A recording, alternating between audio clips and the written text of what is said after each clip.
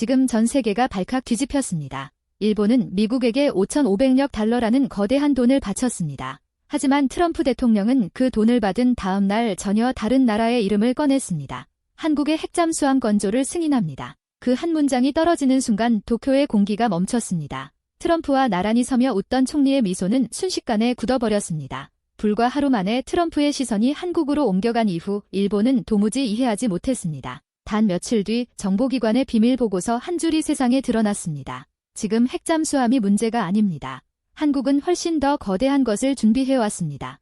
외부 기술도 외국 자금도 없이 오직 자국의 손으로 일본이 150년간 지켜온 것을 그렇게 한순간에 무너뜨렸습니다. 지금부터 그 누구도 예상하지 못한 한국의 숨겨진 이야기를 공개합니다. 지금 뭐라고 한 겁니까? 한국이 핵추진 잠수함 건조 승인을 받았다고요. 그 순간 저는 손이 떨렸습니다. 불과 4시간 전 도쿄 포럼장. 샹들리에가 빛나는 그곳에서 일본 총리가 단상에 섰습니다. 신사숙녀 여러분, 우리 일본은 미국에 5,500억 달러를 투자합니다. 박수가 쏟아졌습니다. 트럼프의 관세 폭탄을 피했다. 이것이 진정한 동맹이다. 기자들이 카메라 셔터를 눌러댔죠. 그런데 호텔방으로 돌아온 지 1시간도 안 돼서 제 휴대폰이 미친 듯이 울리기 시작했습니다. 저는 에드워드 맥킬리입니다. 전 미해군 핵잠수함 사령관이죠. 28년간 바다 밑에서 힘의 균형을 계산하며 살아왔습니다. 제가 믿는 건 감정이 아니라 데이터입니다. 전례를 신뢰하죠. 그게 제 방식이었습니다. 동맹이란 예측 가능한 거래라고 배웠고 그렇게 살아왔어요. 그런데 오늘 제가 알던 모든 공식이 무너져 내렸습니다. 도쿄 포럼장의 그 광경을 잊을 수가 없습니다. 500억 달러라는 숫자가 거대한 스크린에 떠올랐을 때 회장 전체가 환호로 들끓었죠. 일본 재계 인사들이 기립박수를 보냈고 언론은 역대 최고의 외교 성과라며 떠들어댔습니다. 저도 그렇게 생각했습니다. 트럼프 대통령의 관세 폭탄, 그 무시무시한 압박을 돈으로 풀어낸 겁니다. 이게 바로 희 아닙니까? 770조 원이라는 어마어마한 돈을 던져서 미국의 기분을 맞춘 거죠. 제 옆에 앉았던 일본 해군 제독이 샴페인 잔을 들며 말했습니다. 맥킬리, 이게 진짜 동맹이야. 한국 같은 나라들은 평생 못 해낼 거야. 저도 고개를 끄덕였죠. 맞는 말이었으니까요. 한국은 작은 나라입니다. 경제 규모도 일본에 한참 뒤처지죠. 5,500억 달러. 그런 돈을 어떻게 만들어내겠습니까? 저는 그렇게 확신했습니다. 일본의 승리는 확실했고 한국은 글쎄요. 그저 뒤처진 나라일 뿐이었죠. 포럼이 끝나고 호텔로 돌아왔을 때 저는 기분이 좋았습니다. 동맹의 힘을 다시 한번 확인한 날이었으니까요. 커피를 한 잔 내려서 마시며 CNN을 켰습니다. 도쿄의 승리를 다시 한번 음미하고 싶었죠. 그런데 밤 11시 20분쯤이었을 겁니다. 제 휴대폰이 울리기 시작했어요. 한 번, 두 번, 세 번 멈추지 않았습니다. 워싱턴에서 펜타곤에서 심지어 버지니아 해군 기지에서까지 연락이 쏟아졌죠. 첫 번째 문자를 열었을 때 저는 오타라고 생각했습니다. 긴급 한국 핵추진 잠수함 건조 승인 말도 안 됩니다. 70년간 단 한 번도 허락되지 않았던 겁니다. 핵추진 잠수함이요. 한국에게요. 두 번째 문자를 열었습니다. 같은 내용이었습니다. 세 번째, 네 번째 모두 같았어요. 이건 오타가 아니었습니다. 손에 들고 있던 커피 잔이 바닥에 떨어졌습니다. 진한 커피가 카페에 번졌지만 저는 그걸 쳐다볼 여유조차 없었죠. 노트북을 열어 워싱턴 포스트에 접속했습니다. 메인 헤드라인이 제 눈앞에 떠올랐어요. 미국이 한국의 핵추진 잠수함 프로그램을 승인했다. 이게 대체 무슨 소리입니까? 저는 즉시 계산을 시작했습니다. 5,500억 달러와 핵잠수함 건조 승인. 무게를 비교해 봤습니다. 770조 원이라는 숫자는 분명 어마어마하죠. 하지만 핵잠수함은 이건 차원이 다릅니다. 이건 단순한 무기가 아니에요. 전략 자산입니다. 해저에서 몇 달이고 숨어있다가 언제든 핵미사일을 발사할 수 있는 그런 괴물이죠. 일본이 돈을 냈다면 한국은 송곳니를 얻은 겁니다. 일본이 관세를 피했다면 한국은 동북아 전체의 군사 균형을 바꿀 무기를 손에 넣은 거죠. 이게 동시에 일어난 일이라고요? 제 전화기가 또 울렸습니다. 이번엔 도쿄에서 걸려온 전화였어요. 아까 그 일본 해군 제독이었습니다. 목소리가 떨리고 있었죠. 맥킬리, 이게 대체 무슨 일인가? 한국 따위가 핵잠을 건조한다고. 이게 말이 됩니까? 저는 대답할 수가 없었습니다. 저도 똑같이 당황스러웠으니까요. 몇 시간 전만 해도 샴페인을 들고 환호하던 그가 지금은 패닉 상태에 빠져 있었습니다. 전화를 끊고 다시 생각했습니다. 일본의 5,500억 달러 투자 발표는 화려한 쇼였습니다. 전 세계 언론이 주목했고 모두가 박수를 쳤죠. 하지만 그 쇼가 벌어지는 바로 그 순간 워싱턴은 조용히 한국에게 진짜 선물을 주고 있었던 겁니다. 70년간 금지됐던 핵추진 잠수함을 말이죠. 이건 계산이 맞지 않습니다. 일본은 돈을 얻고 환호하는데 한국은 동북아의 판도를 뒤집을 전략 무기를 손에 넣었습니다. 5,500억 달러와 핵잠수함. 무게가 다릅니다. 완전히 다르죠. 다음 날 아침 일본 언론은 완전히 뒤집혀 있었습니다. 어제까지만 해도 외교 대승이라며 일면을 도배하던 신문들이 이제는 한국 핵잠 충격이라는 헤드라인으로 가득했어요. NRK는 긴급 토론을 방송했고 전문가들은 패닉 상태로 말을 더듬었습니다.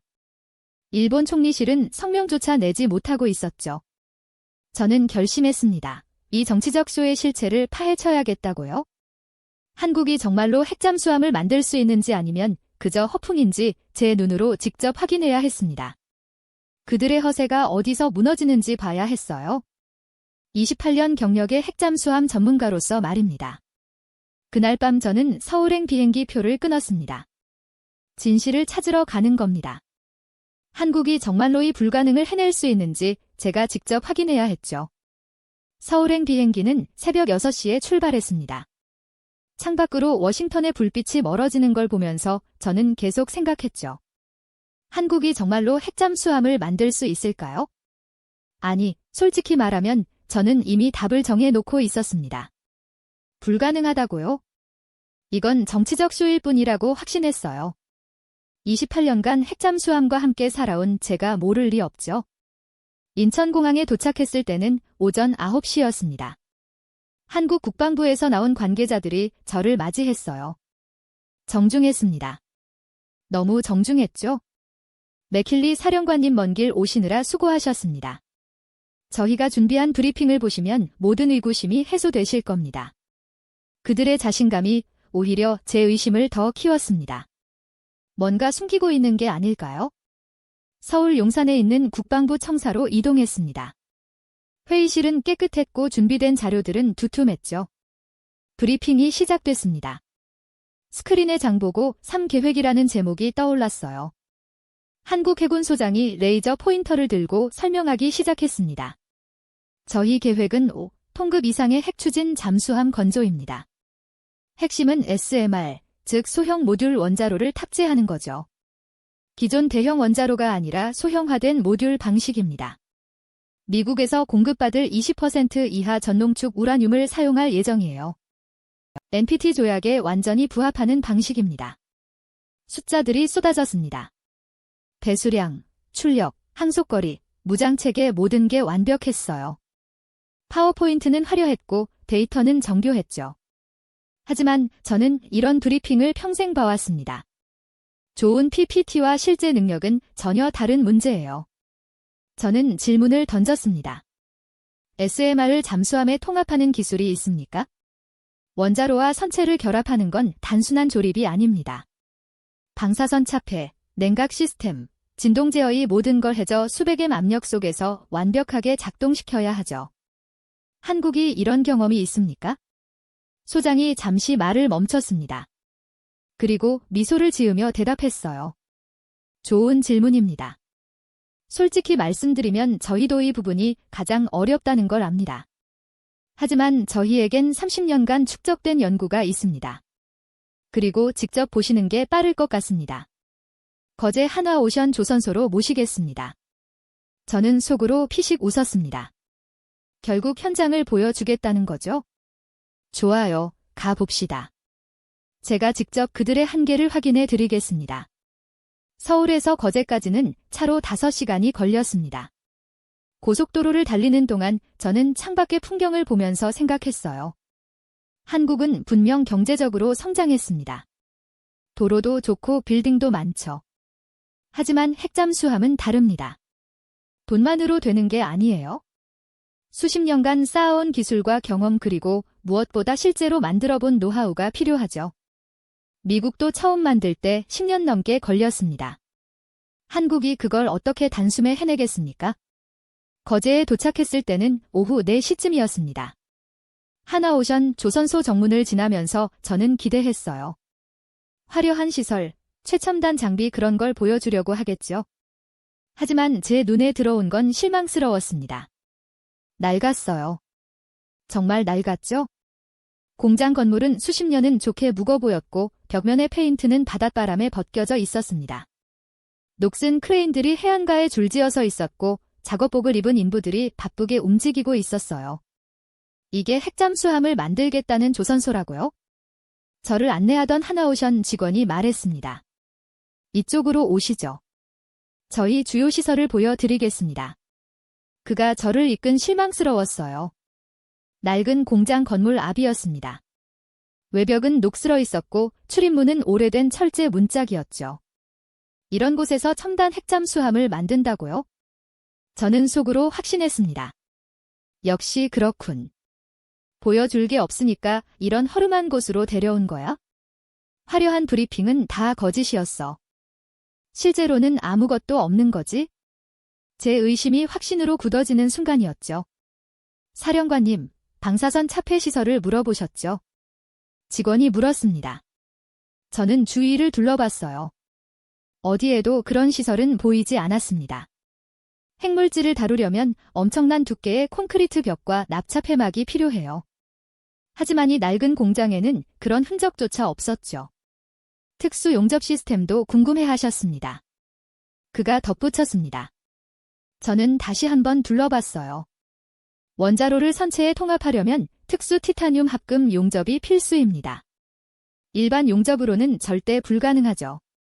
그런데 이곳에는 평범한 용접 장비만 몇 개 보였을 뿐이었어요. 저는 직원을 바라봤습니다. 솔직히 말씀드리죠. 이곳에서 핵잠수함을 건조한다는 건 불가능해 보입니다. 인프라가 전무하지 않습니까? 브리핑 자료는 훌륭했어요. 하지만 현실은 다르군요. 이건 그저 정치적 쇼일 뿐입니다. 그 순간 직원이 묘한 미소를 지었습니다. 사령관님, 아직 안으로 들어가지도 않으셨는데요. 그가 낡은 철제문을 가리쳤어요. 진짜는 안에 있습니다. 30년간 아무도 몰랐던 것들이요. 저는 코웃음을 쳤습니다. 30년이라고요? 무슨 소리를 하는 겁니까? 하지만 거기까지 온 이상 끝까지 봐야 하지 않겠습니까? 저는 그를 따라 낡은 문 안으로 들어갔습니다. 복도는 어두웠습니다. 오래된 형광등이 깜빡거리며 불안정하게 빛을 내고 있었죠. 계단을 내려갔습니다. 한 층, 두 층 지하로 계속 내려갔어요. 공기가 차가워졌고 묘한 기계음이 들리기 시작했습니다. 그리고 거대한 보안문이 나타났습니다. 최첨단 생체 인식 시스템이 달려 있었어요. 낡은 공장과는 전혀 어울리지 않는 군사시설급 보안 장치였죠. 직원이 손바닥과 눈을 스캔하자 무거운 금속음과 함께 문이 천천히 열렸습니다. 그 순간 저는 숨을 멈췄습니다. 제 눈앞에 펼쳐진 광경은 믿을 수가 없었어요. 거대한 지하 공간이 펼쳐져 있었습니다. 천장 높이가 좇는 넘어 보였고 축구장 서너 개는 들어갈 만한 넓이였죠. 하지만 그게 중요한 게 아니었습니다. 잠수함이 보였습니다. 아니, 정확히 말하면 잠수함의 선체 단면이었죠. 하지만 이건 모형이 아니었어요. 실물 크기였습니다. 5,000톤급 핵잠수함의 중앙 구획이 통째로 만들어져 있었어요. 강철로 된 거대한 원통형 선체가 제 앞에서 있었습니다. 표면은 매끄러웠고 용접선은 완벽했죠. 저는 한 걸음 다가갔습니다. 손을 뻗어 선체를 만져봤어요. 차갑고 단단했습니다. 이건 진짜예요. 시뮬레이션이 아니라 실제로 제작된 선체였죠.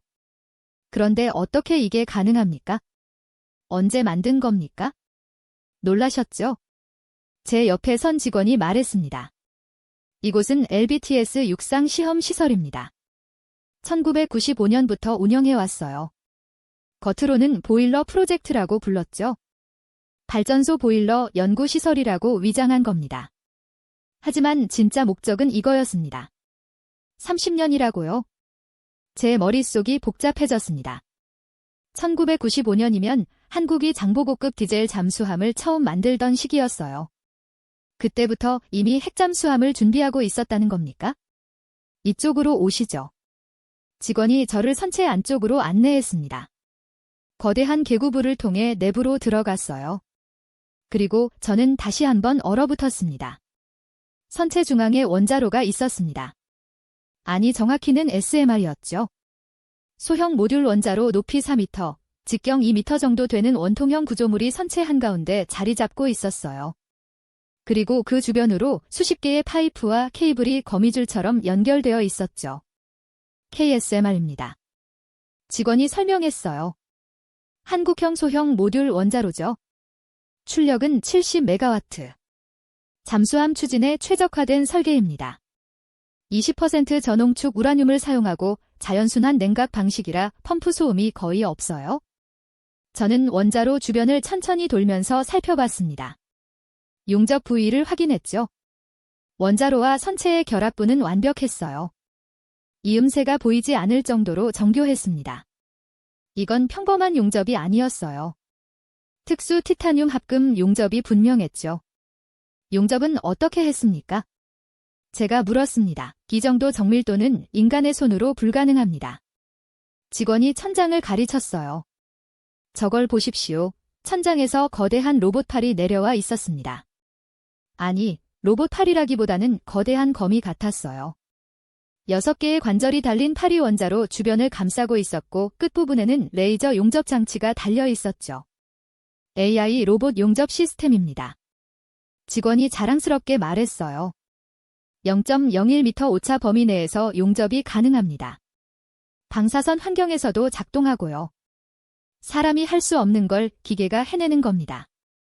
저는 그 로봇을 멍하니 바라봤습니다. 이건 제가 미국 조선소에서도 본 적 없는 기술이었어요. 어떻게 한국이 이런 걸 만들었습니까? 이것만이 아닙니다. 직원이 저를 다른 곳으로 안내했어요. 선체 옆에 거대한 모니터들이 벽면을 가득 채우고 있었습니다.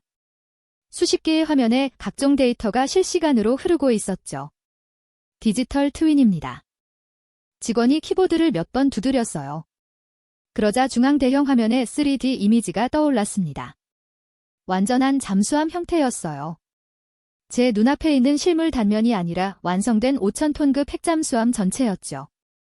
이건 제 목소리가 떨렸습니다. 가상 잠수함입니다. 직원이 설명했어요. 실물 선체에 설치된 센서 데이터를 바탕으로 완전한 핵잠수함을 컴퓨터 안에 구현한 겁니다. 수만 개의 센서가 온도, 압력, 진동, 방사선 모든 걸 측정하죠. 그 데이터로 가상 잠수함을 작동시킵니다. 화면 속 잠수함이 움직이기 시작했어요. 자망하는 모습이 보였습니다. 깊이 100m, 200m, 300m. 수심이 깊어질수록 선체 각 부위의 응력 변화가 색깔로 표시됐죠. 빨간색, 노란색, 초록색 실시간으로 변하고 있었어요. 원자로를 가동시켜 볼까요? 직원이 다른 버튼을 눌렀습니다. 화면 속에서 SMR이 작동하기 시작했어요. 냉각수가 순환하고 중성자가 움직이고 열이 발생했죠. 그 열이 증기로 바뀌고 터빈을 돌리고 추진력을 만들어냈습니다. 소음 곡선도 보시죠. 또 다른 화면에 그래프가 나타났어요. 잠수함에서 나오는 모든 소음이 주파수별로 분석되고 있었습니다. 원자로 소음, 냉각수 흐름, 기어 소리 모든 게 수치화되어 있었죠. 열교환 효율은 94.7%입니다. 7%입니다. 직원이 다른 수치를 가르쳤어요. 중성자 흐름은 정상 범위고요. 방사선 차폐도 완벽합니다. 이 모든 걸 실시간으로 시뮬레이션하면서 검증하는 겁니다. 저는 말을 잃었습니다. 완벽하게 작동하는 핵잠수함이 컴퓨터 안에서 살아 움직이고 있었죠. 실제로 물에 띄우지 않고도 모든 걸 테스트하고 검증할 수 있다는 겁니까? 사령관님이 물으셨던 것 기억하시죠? 직원이 말했어요. 10년이 걸릴 거라고 하셨습니다. 맞아요. 보통은 그렇습니다. 하지만 저희는 그가 화면을 가르쳤습니다. 화면 아래쪽에 숫자가 표시되어 있었어요. 시뮬레이션 횟수 23,847회. 23,847번입니다. 직원이 조용히 말했어요. 지난 30년간 저희가 이 가상 잠수함을 건조하고 시험하고 해체한 횟수죠. 컴퓨터 안에서 2만 번 넘게 만들고 부었습니다. 실패하고 배우고 다시 만들었어요. 30년 동안 단 하루도 쉬지 않고 말이죠. 저는 그 숫자를 멍하니 바라봤습니다. 실제로 잠수함을 한 척 만드는데 10년이 걸린다면 의들은 가상 공간에서 20만 년 넘는 경험을 쌓은 겁니까? 처음 몇천 번은 실패였습니다. 직원이 덧붙였어요. 원자로가 과열되거나 선체가 압력을 못 견디거나 용접부가 터지거나 온갖 실패를 다 겪었죠. 하지만 실패할 때마다 배웠습니다. 데이터가 쌓였고 알고리즘이 발전했어요. 그리고 이제는 그가 화면을 확대했습니다. 최근 시뮬레이션 결과였어요. 모든 지표가 녹색이었습니다. 완벽했죠? 이제는 100% 성공합니다. 그가 단호하게 말했어요. 컴퓨터 안에서는 이미 완성했습니다. 이제 실물로 만들기만 하면 돼요. 설계도가 아니라 완벽한 레시피가 있는 겁니다. 제 다리에 힘이 풀렸습니다. 벽에 기대지 않으면 쓰러질 것 같았어요. 이럴 수가. 이게 말이 됩니까? 제가 불가능이라고 단정했던 것이 이미 30년 전부터 진행되고 있었다고요? 제가 허풍이라고 비웃었던 것이 사실은 2만 번 넘게 검증된 확실한 기술이었다고요? 제 28년 경력이 낡은 공장 지하에서의 오래된 모니터 앞에서 산산조각 났습니다. 한국은 허풍을 친 게 아니었어요. 이들은 30년을 숨죽이며 기다렸던 겁니다. 그리고 이제 세상에 보여줄 준비가 끝난 거죠. 저는 한참 동안 그 선체 앞에서 있었습니다. 말을 잃은 채로요. 제 머릿속이 복잡했어요. 28년간 쌓아온 경험과 확신이 무너지는 기분이었죠. 그때 누군가 제 뒤에서 말을 걸었습니다. 사령관님, 저게 그냥 쇠덩이로 보이십니까? 목소리가 거랬어요. 오랜 세월 담배를 피운 사람의 목소리 같았죠. 저는 뒤를 돌아봤습니다. 60대 후반으로 보이는 남자가 서 있었어요. 작업복을 입고 있었고 손에는 기름대가 가득했죠. 얼굴은 주름투성이었고 손은 거칠고 투박했습니다. 그 손은 평생을 강철과 함께 살아온 사람의 손이었어요. 굳은 살이 박혀 있었고 화상 자국도 여기저기 보였죠. 저는 강철민입니다. 그가 손을 내밀었어요. 악수를 하는 순간 그 손의 단단함이 느껴졌습니다. 이건 책상에 앉아 일하는 사람의 손이 아니었어요. 평생 망치를 들고 용접봉을 잡고 쇠를 다룬 사람의 손이었죠. 한화오션의 명장이라고들 부르죠. 이 LBTS를 30년간 지켜온 사람입니다. 그가 선체를 바라보며 말했어요. 사령관님은 미국에서 오셨다고 들었습니다. 핵잠수함 전문가시라면서요? 그럼 이게 불가능하다고 생각하셨겠네요? 저는 솔직하게 대답했습니다. 맞습니다. 불가능하다고 확신했어요. 지금도 믿기 어렵습니다. 강철민 명장이 쓴웃음을 지었어요. 저도 처음엔 그랬습니다. 1995년이 프로젝트가 시작됐을 때 말이죠. 당시 저는 40대 초반이었어요. 위에서 불러서 갔더니 비밀 프로젝트라고 하더군요. 핵잠수함 선체 제작 기술을 연구하는 거라고요. 그가 선체를 쓰다듬었습니다. 마치 자식을 어만지듯이요. 솔직히 말하면 저는 처음엔 농담인 줄 알았습니다. 핵잠수함이요. 우리가요. 당시 한국은 디젤 잠수함도 제대로 못 만들던 시절이었어요. 독일 기술 빌려서 겨우겨우 만들던 때였죠. 그런데 핵잠수함이라니 말도 안 된다고 생각했습니다. 강 명장이 창밖을 가리쳤어요. 창문 너머로 거제 바다가 보였습니다. 하지만 저는 이 일을 맡았어요. 왜냐하면 그의 목소리가 잠시 떨렸습니다. 제게는 이유가 있었으니까요. 그가 주머니에서 낡은 사진 한 장을 꺼냈어요. 흑백 사진이었습니다. 너무 오래돼서 모서리가 해져 있었죠. 사진 속에는 젊은 남자가 아이를 안고 웃고 있었어요. 제 아버지입니다. 강 명장이 조용히 말했어요. 1950년 6월 24일에 찍은 사진이에요. 그날 저녁 아버지는 저를 안고 이렇게 말씀하셨죠. 철민아, 아빠가 내일 부산 가서 일감 따고 올게. 기다려라. 저는 고개를 끄덕였습니다. 5살이었어요. 그의 눈빛이 흔들렸습니다. 그런데 다음 날 새벽 전쟁이 터졌습니다. 6월 25일이었죠. 아버지는 부산으로 가는 배에 타셨어요. 피난민들로 가득 찬 배였습니다. 그런데 그 배가 저 바다 어딘가에서 침몰했습니다. 강 명장이 창밖의 바다를 바라봤어요. 적군의 어뢰였는지 기회였는지 아무도 몰라요. 그냥 배가 가라앉았고 300명이 넘는 사람들이 바다에 수장됐죠. 제 아버지도 그중 한 분이셨어요. 시신도 찾지 못했습니다. 저는 할 말을 잃었습니다. 그저 그를 바라볼 뿐이었죠. 저는 그날 이후 70년을 살았습니다. 강 명장이 계속 말했어요. 어머니 손에 이끌려 피난길을 걸었고 전쟁이 끝난 뒤엔 고아처럼 자랐어요. 배고팠고 춥고 무서웠습니다. 하지만 가장 무서웠던 건 우리에게 힘이 없다는 거였어요. 그가 주먹을 주었습니다. 힘이 없으니까 당했습니다. 힘이 없으니까 아버지를 지킬 수 없었어요. 힘이 없으니까 우리 가족이 산산조각 났죠. 저는 그때 맹세했습니다. 절대 다시는 힘이 없어서 당하지 않겠다고요. 강 명장이 선체를 다시 쳐다봤어요. 그래서 저는 용접공이 됐습니다. 배를 만드는 일을 시작했어요. 쇠를 녹이고 붙이고 두드렸죠. 제 손이 이렇게 된 이유입니다. 그가 자신의 거친 손을 들어 보였어요. 50년간 쇠와 함께 살았습니다. 여름엔 40도가 넘는 용접 작업장에서, 겨울엔 영화의 조선소에서 단 하루도 쉬지 않고 일했어요. 그의 목소리가 더 낮아졌습니다. 그리고 1995년이 프로젝트 이야기를 들었을 때 저는 알았습니다. 이게 제 인생의 마지막 기회라는 거요. 팩잠수함. 바닷속에서 우리를 지킬 수 있는 힘, 다시는 아버지 같은 분들이 무력하게 바다에 수장되지 않게 할 수 있는 무기. 강 명장이 저를 똑바로 쳐다봤어요. 사령관님, 이게 그냥 쇠덩이로 보입니까? 저에게 이건 70년의 한입니다. 제 아버지의 한이고 전쟁 때 돌아가신 모든 분들의 한이에요. 우리는 힘이 없어서 모든 걸 잃었습니다. 하지만 절대 다시는 그렇게 살지 않겠다고 맹세했어요. 그의 눈가에 눈물이 맺혔습니다.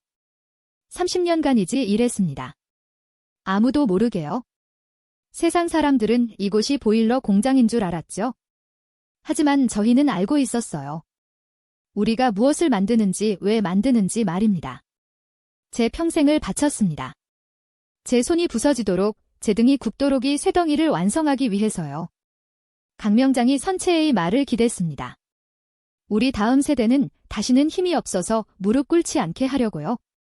다시는 바다에서 무력하게 죽지 않게 하려고요.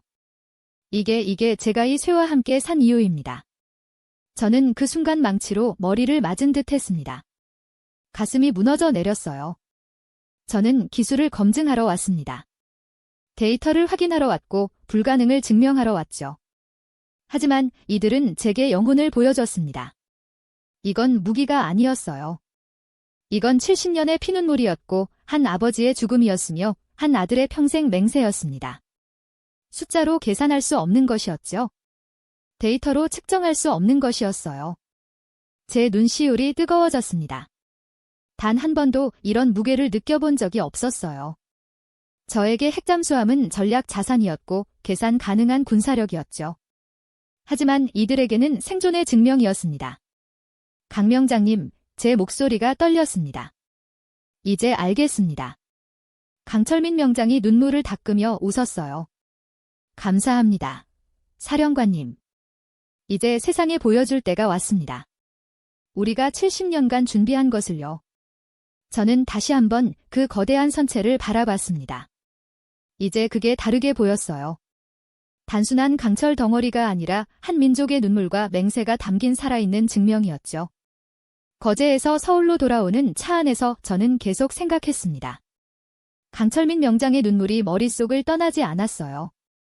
70년의 한 그 무게가 제 가슴을 짓눌렀죠. 이건 단순한 무기 개발이 아니었습니다. 한 나라의 생존 본능이었어요.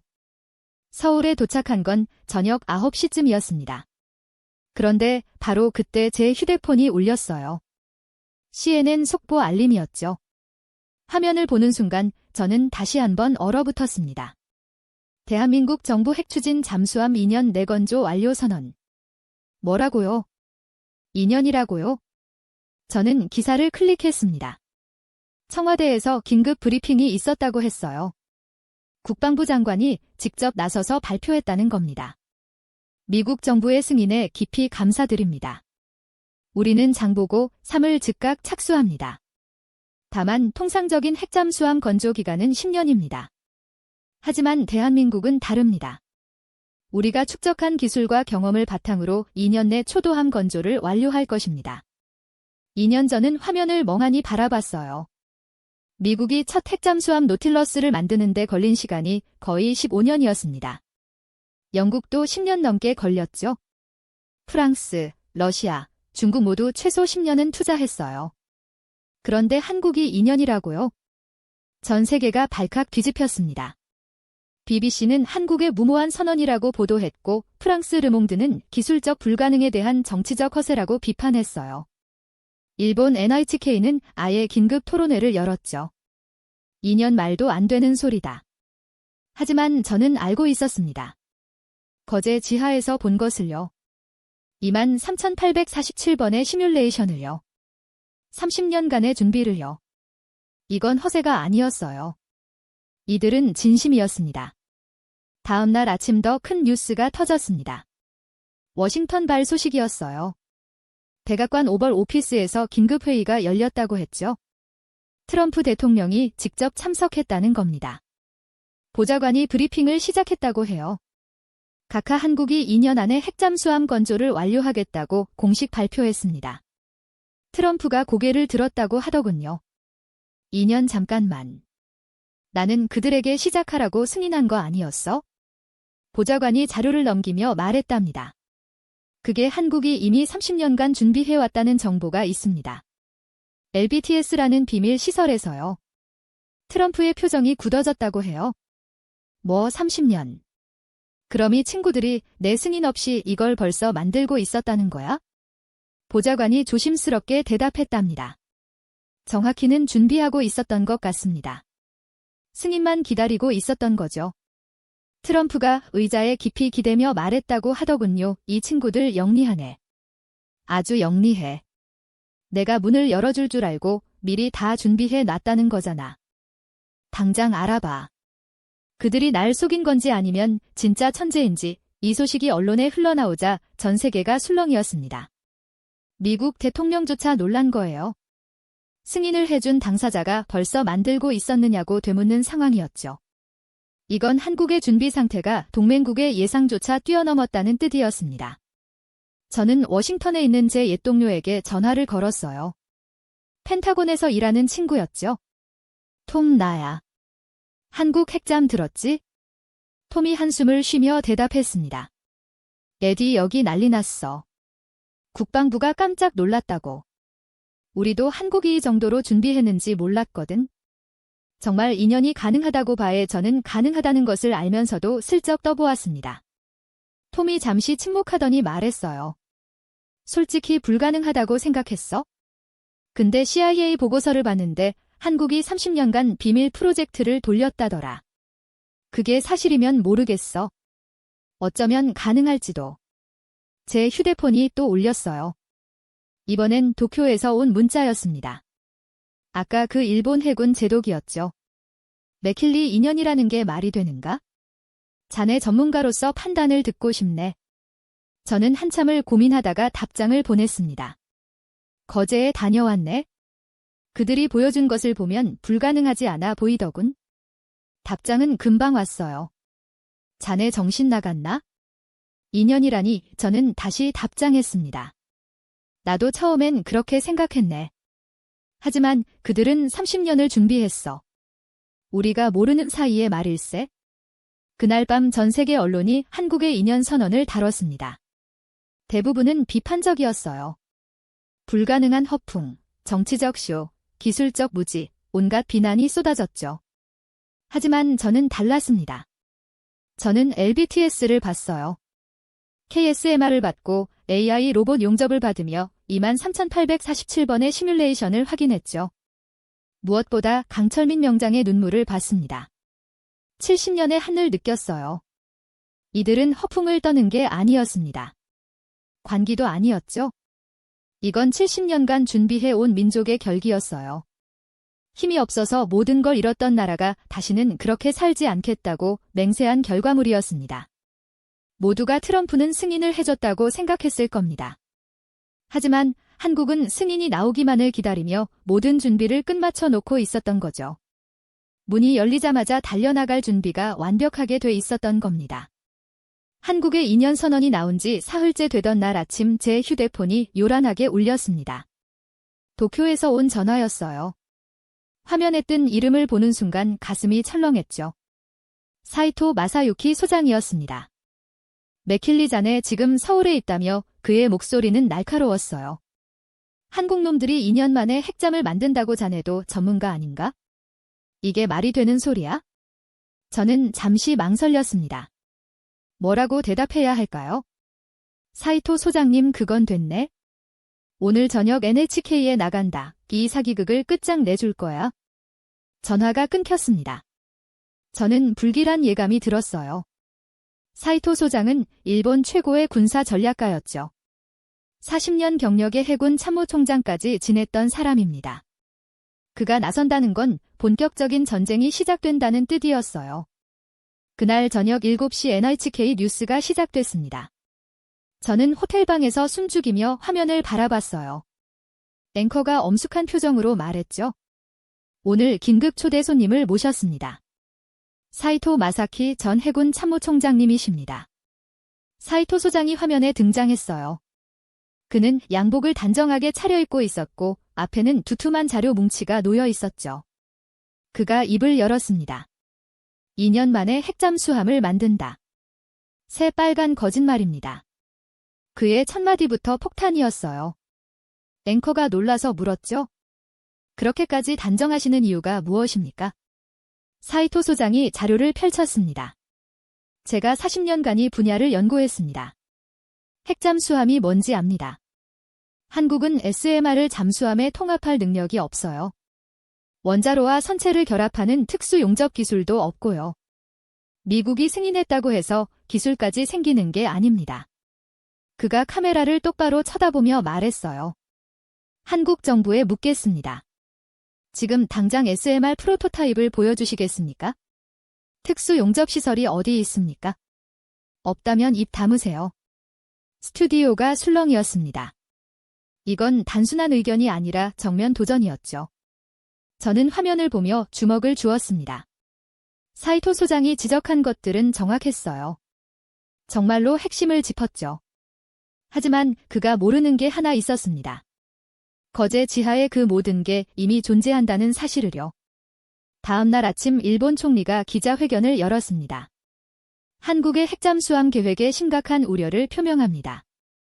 NPT 조약 위반 가능성을 배제할 수 없습니다. NPT 위반이라고요? 이건 차원이 다른 공격이었어요. 기술 논쟁을 넘어서 국제법 위반으로 몰아가는 거였죠. 그리고 바로 그날 오후 베이징에서 화답이 날아왔습니다. 중국 외교부 브리핑이 열렸어요. 그린샤오칭 대변인이 단상했었죠. 한국의 2년짜리 쇼는 동북아 군비 경쟁을 부추길 뿐입니다. 국제사회는 한국의 사기극에 속지 말아야 합니다. 사기극이라는 단어가 제 귀를 때렸습니다. 일본과 중국이 완벽하게 호흡을 맞춘 거예요. 일본은 기술 공격, 중국은 정치 공격. 이건 연합 음모였습니다. 저는 그날 저녁 한국 국방부 관계자에게 전화를 걸었어요.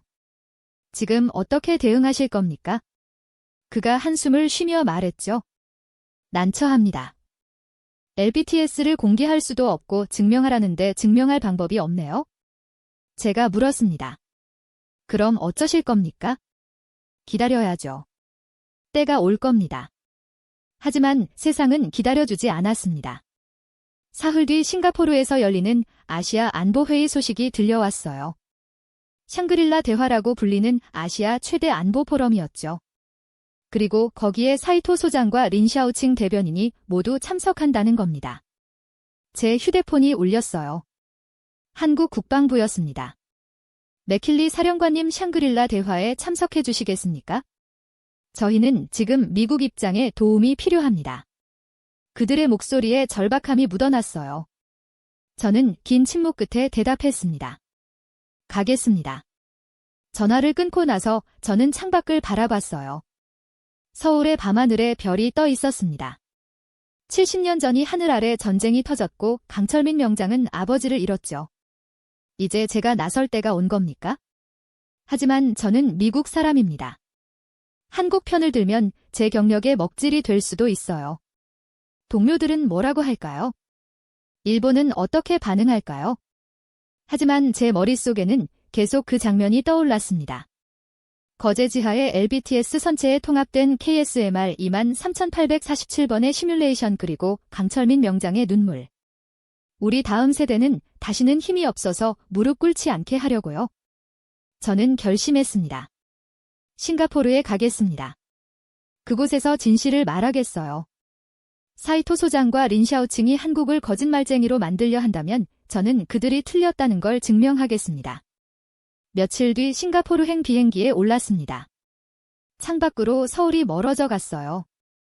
이제 전쟁터로 가는 겁니다. 말과 데이터로 싸우는 전쟁터로요. 싱가포르에 도착했을 때는 새벽 4시였습니다. 공항을 빠져나오는데 멀리서 호텔 간판이 보였어요. 샹그릴라 호텔. 바로 저곳에서 내일 회의가 열립니다. 저는 호텔방에 짐을 풀고 샤워를 한 뒤 침대에 누웠습니다. 하지만 잠이 오지 않았어요. 내일이면 제 28년 경력을 걸고 세상 앞에 서야 합니다. 일본과 중국을 상대로 한국의 진실을 말해야 하죠. 제가 과연 할 수 있을까요? 세상이 제 말을 믿어줄까요? 아니면 저까지 미친 사람으로 낙인 찍힐까요? 하지만 저는 강철민 명장의 얼굴을 떠올렸습니다. 그 거친 손을, 눈물을 70년의 하늘요. 그리고 생각했죠. 내가 하지 않으면 누가 하겠는가? 내가 본 진실을 내가 말하지 않으면 누가 말하겠는가? 동해 트기 시작했습니다. 싱가포르의 아침이 밝아오고 있었어요. 오늘 진실과 거짓이 맞붙는 날입니다.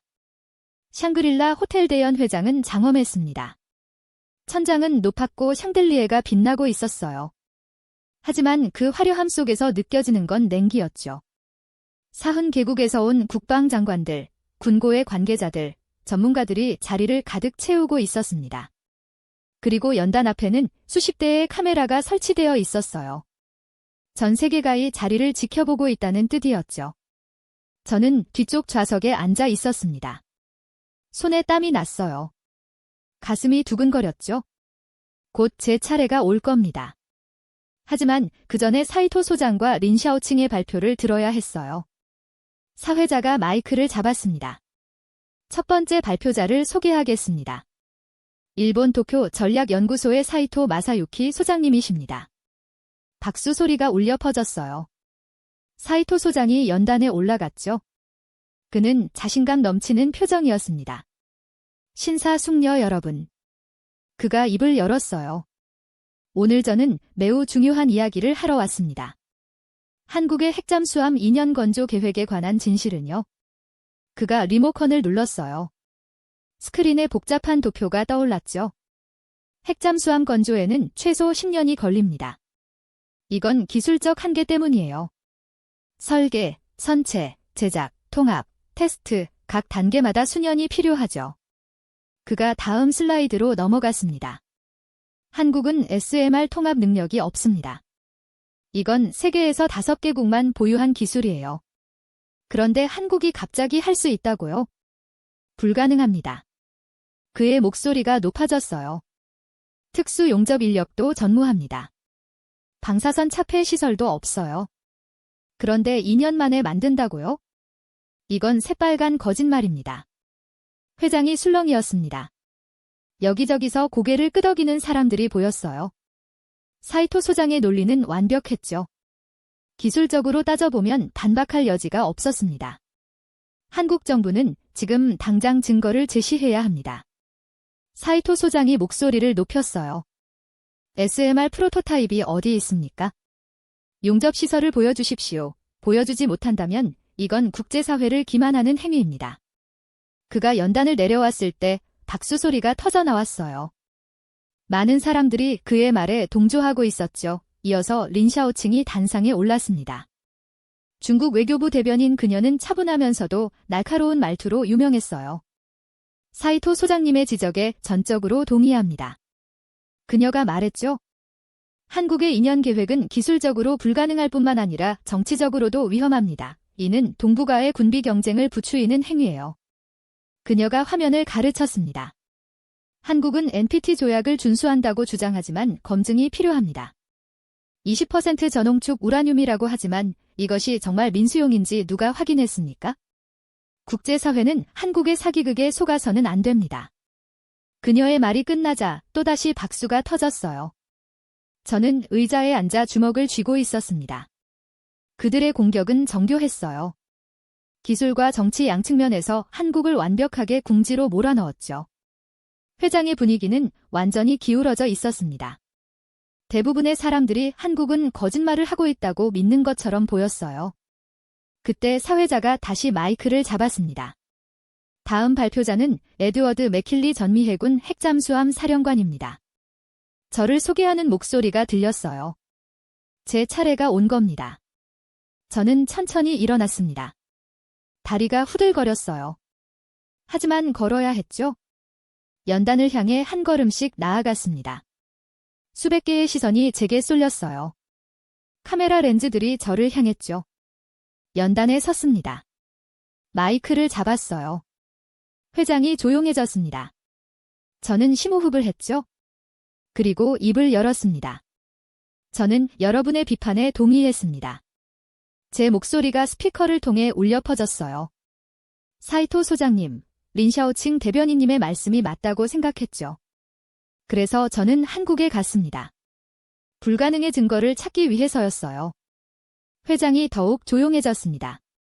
사람들이 제 다음 말을 기다리고 있었죠. 그리고 저는 잠시 멈췄습니다. 저는 봤습니다. 회장이 술렁이기 시작했어요. 사이토 소장님, 당신은 한국이 SMR 통합 능력이 없다고 하셨죠? 저는 그를 똑바로 쳐다봤어요. 틀렸습니다. 저는 거제 하나오션 지하시설에서 이미 선체에 완벽하게 통합된 KSMR을 직접 봤습니다. 프로토타입이 아니에요. 실물 크기의 5,000톤급 선체 단면에 원자로가 통합되어 있었죠. 용접선은 완벽했고 방사선 차폐도 완성되어 있었습니다. 사이토 소장의 얼굴이 굳어지는 게 보였어요. 저는 계속했습니다. 린샤오칭 대변인님, 당신은 특수 용접 인력이 없다고 하셨습니까? 제 목소리가 높아졌어요. 틀렸습니다. 저는 그곳에서 AI 로봇이 수행하는 완벽한 티타늄 합금 용접을 봤어요. 0.01mm 01M 오차 범위입니다. 인간의 손이 아니라 기계가 해내고 있었죠. 그 어떤 인간보다 정교하게 말입니다. 회장이 웅성거리기 시작했어요. 사람들이 서로 얼굴을 마주보며 속삭였죠. 저는 멈추지 않았습니다. 여러분은 테스트 기간이 부족하다고 하셨죠? 2년 만에 어떻게 검증하느냐고요? 저는 주먹을 쥐고 연단을 쳤습니다. 그들은 이미 23,847번 테스트했습니다. 30년간 컴퓨터 안에서 가상으로 건조하고 시험하고 해체했어요. 2만 번 넘게 실패하고 배웠죠. 이제는 100% 성공합니다. 디지털 트윈으로 모든 걸 완벽하게 시뮬레이션했어요. 저는 회장을 둘러봤습니다. 여러분이 2년이라는 숫자에 놀랐다면 진짜 숫자를 알려드리죠. 30년입니다. 1995년부터 그들은 준비했어요. 보일러 공장이라는 이름으로 위장하고 세상 몰래 LBTS를 운영했죠. 육상 시험시설에서 30년간 단 하루도 쉬지 않고 연구했습니다. 제 목소리가 떨렸습니다. 하지만 멈출 수 없었어요. 사이토 소장님, 린샤오칭 대변인님, 여러분은 한국이 허풍을 뜬다고 하셨죠? 아닙니다. 저는 목소리를 높였어요. 그들은 허풍이 아니라 70년의 피눈물을 보여주고 있습니다. 저는 강철민 명장의 얼굴을 떠올렸습니다. 저는 그곳에서 한 노인을 만났어요. 강철민이라는 명장이었죠. 그분은 1950년 6월 25일 5살 때 아버지를 잃었습니다. 전쟁 때 배가 침몰해서 바다에 수장됐어요. 힘이 없어서 지킬 수 없었죠. 그분은 70년간 그 한을 품고 살았습니다. 그리고 30년간이 쇠덩이의 인생을 바쳤어요. 다음 세대는 절대 힘이 없어서 무릎 꿇지 않게 하려고요. 제 눈시울이 뜨거워졌습니다. 여러분, 이게 그냥 핵잠수함입니까? 아닙니다. 이건 70년의 한이고 30년의 땀이며 한 민족의 영혼입니다. 저는 회장을 둘러봤어요. 기술은 돈으로 살 수 있습니다. 하지만 70년의 집념은 돈으로 살 수 없어요. 여러분이 허풍이라 부르는 것을 저는 한나라의 영혼이라 부릅니다. 회장이 폭탄을 맞은 듯 조용해졌습니다. 아무도 말하지 않았어요. 사이토 소장은 창백한 얼굴로 앉아 있었고 린샤오칭은 입을 다물고 있었죠. 저는 데이터 신봉자였습니다. 제 목소리가 낮아졌어요. 28년간 숫자와 전례만 믿고 살았죠. 하지만 오늘 저는 70년 헌신의 증인이 됐습니다. 내가 본 것을 여러분께 증언합니다. 한국은 거짓말하지 않았어요. 그들은 이미 준비를 끝냈습니다. 2년은 그저 마무리할 시간일 뿐이에요. 저는 마이크에서 손을 떼고 천천히 연단을 내려왔습니다. 회장은 여전히 조용했어요. 그러다가 한 사람이 일어나 박수를 쳤습니다. 그리고 또 한 사람이 결국 회장 전체가 기립박수를 보냈어요. 저는 제자리로 돌아왔습니다. 다리에 힘이 풀렸죠. 의자에 주저앉았어요. 했습니다. 제가 할 수 있는 모든 걸 다 했어요.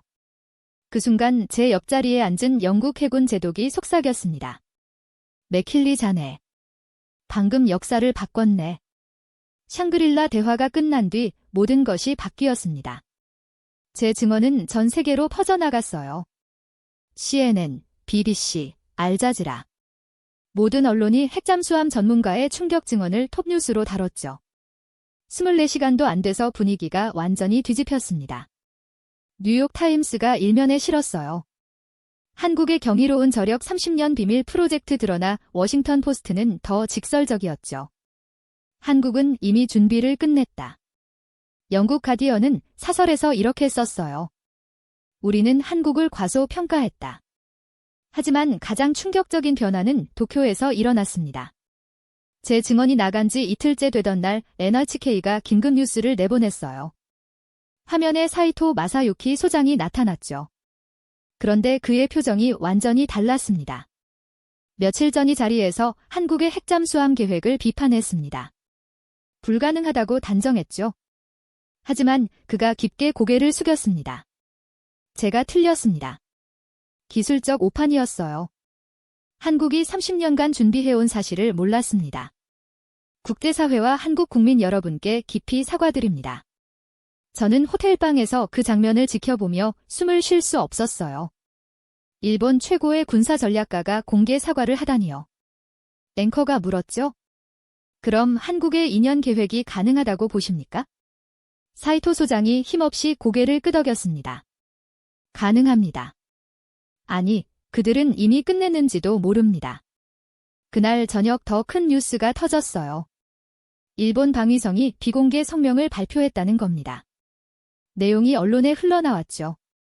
우리는 차세대 잠수함 건조를 위해 한국의 AI 로봇 용접 기술 협력을 요청한다.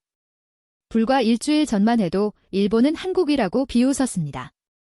우리가 기술을 가르쳐준 제자라고 했었죠. 그런데 이제는 그 제자에게 고개를 숙이고 기술을 배워야 하는 처지가 된 겁니다. 과거에 자존심 기술을 가르쳐준 스승이라는 체면을 완전히 버린 거예요. 중국도 조용해졌습니다. 린샤오칭 대변인은 더 이상 사기극이라는 단어를 쓰지 않았어요. 대신 외교부 브리핑에서 신중하게 말했죠. 한국의 기술 발전을 주목하고 있다. 완전히 톤이 바뀐 겁니다.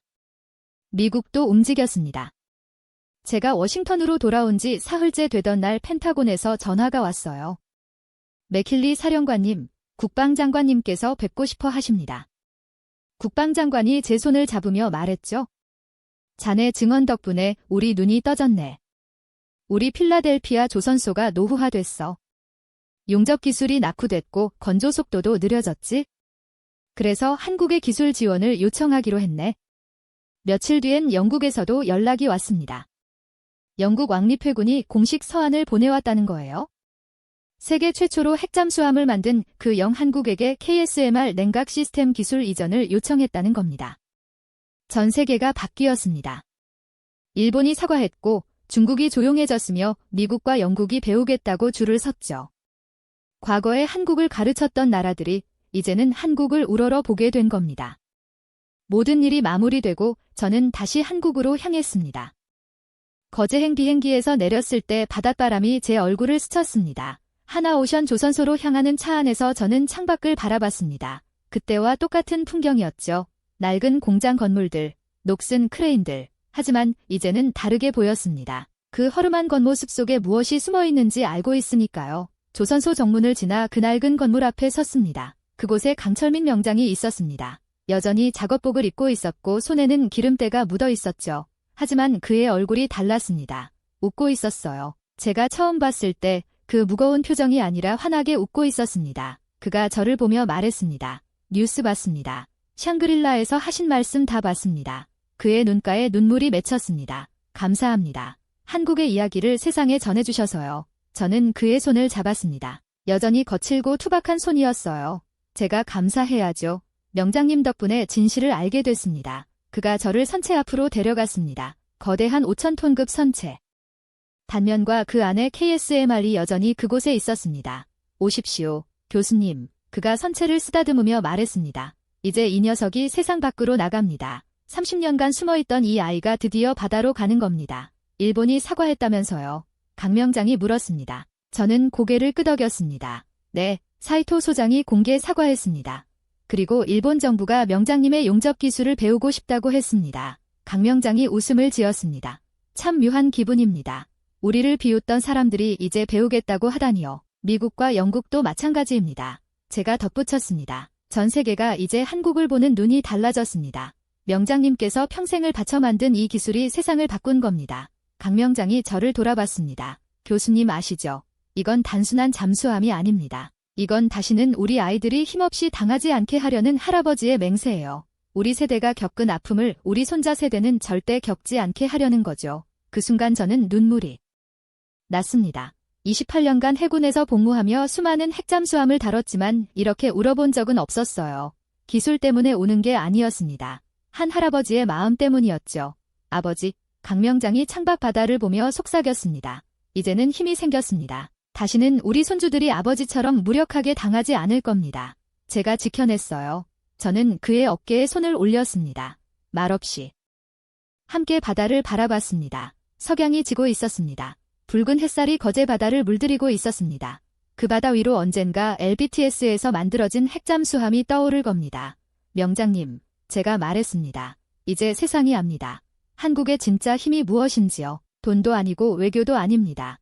바로 명장님 같은 분들의 헌신입니다. 포기하지 않은 집념이고 다음 세대를 위한 희생입니다. 세상은 이제 한국을 다르게 볼 겁니다. 과거에 가르쳤던 나라들이 이제는 배우러 오고 비웃던 사람들이 이제는 존경하게 됐죠. 이건 기술의 승리가 아니었습니다. 포기하지 않는 민족의 영혼이 만들어낸 기적이었습니다. 저는 에드워드 맥킬리입니다. 거제에서 저는 데이터 분석가가 아니라 한 민족의 증인이 됐습니다. 그리고 그 증인으로서 세상에 외쳤습니다. 한국은 거짓말하지 않았다고. 그들은 이미 준비를 끝냈다고.